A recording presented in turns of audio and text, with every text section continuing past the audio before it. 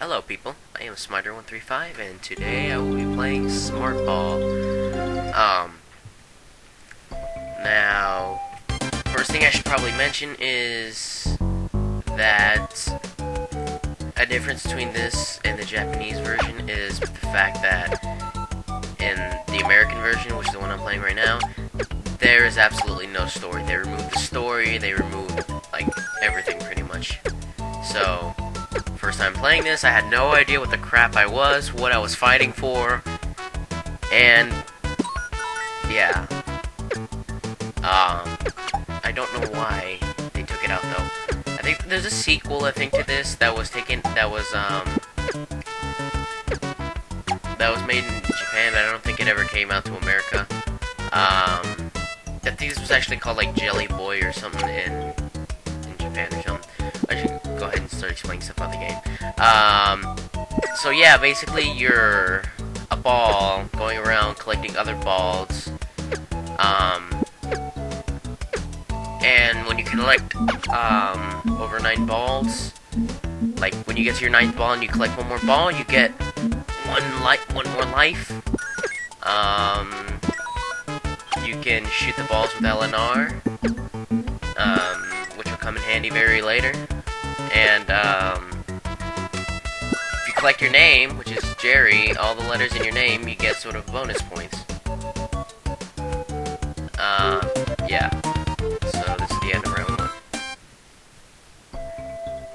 Basically, there's just 2 options pretty much. It's just jump and then sort of turn into... You see how, like, at certain times I turn, like, brighter? Like, see right now I'm a bright blue, and later on I'll turn into, like, a darker blue. That's because if you hold Y or X, you sort of go into what I usually call it sticky mode. Where, see, you can how you stick to walls and stuff, like I was just there. Yeah. If you don't normally do that, you don't normally run, and then you don't normally, stick to anything, so yeah. As you can see right there, if you have your life full, if you shoot out the ball, it will have sort of a red tinge, red outline instead of a normal black outline like the icon has up there. I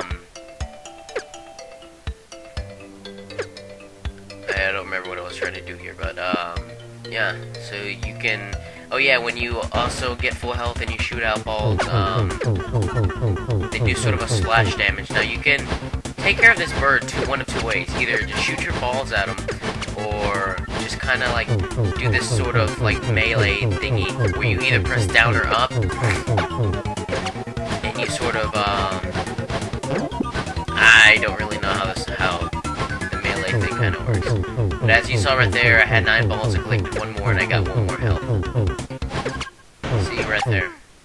You just kind of I don't know, it's kind of hard to explain exactly how you do it.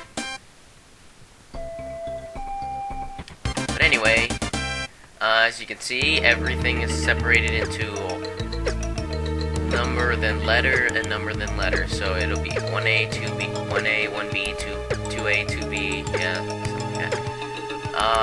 Now the balls, other than being able to shoot on your balls, I think balls actually have an effect on how far you jump. Like, the more balls you have, I think it's either the longer or the farther you can jump.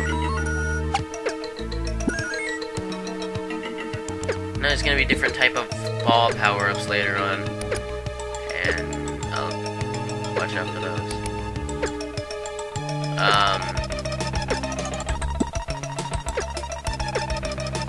And the audio is starting to desync.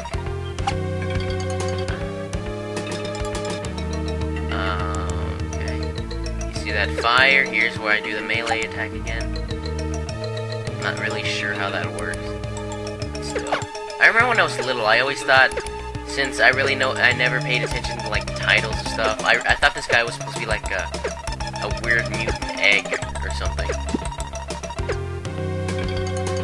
Like, yeah, like an egg, because you see, because like the blue looks like the white and the red looks like the yolk, sort of. Oh well. Oh yeah, and if you have full health and you collect more than 9 balls, nothing really happens. You just keep getting points. Now there's 2 ways to play through this. I mean, get past this. As you can see, I am not sticky anymore, because because I went into a dark blue. You can either just press the B button really fast and you can bounce up it, or you can turn sticky, get at a right angle, and then just go across these bars. But if you don't do it right, you kind of just bounce on it. But then again, right here, I just said screw it and tried to do this thing again. See? And difference from pink flames and red flames. Pink flames will be sedentary, and red flames will be roaming. I'll try to get as many letters as I can, but I won't get all of them. I may tell you where, I won't get all of them, but I'll probably just tell you where most of them are if I do know where it is. Like right here, there's an R.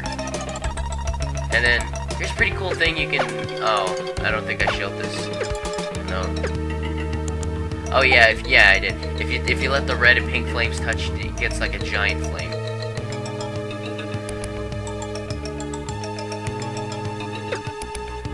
That's about pretty much it. You just go around collecting life.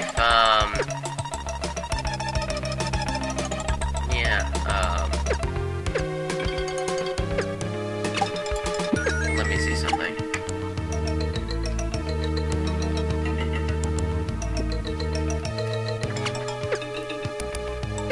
Okay, so yeah, we're going through you're getting past all the fish.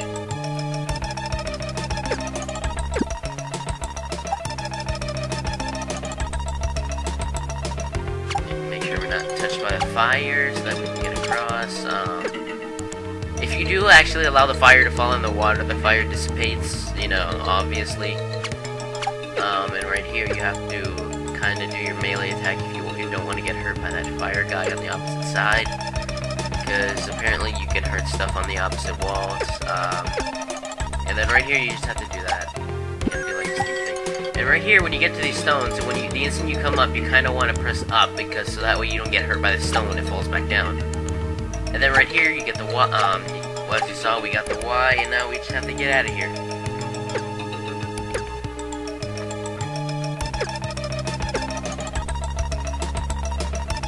And we just have to jump over these, be careful not to get by spikes, and get through this pipe. Collect this one up that is in this flower right here, and then go on to the next stage, which is the city.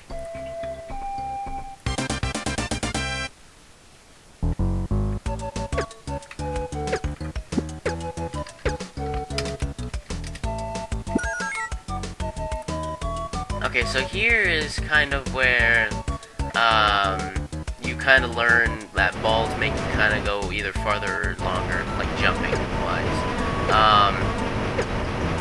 Because you need 4 balls in order to jump across the next place, I think. Because it's sort of like, ooh, I'm getting lag.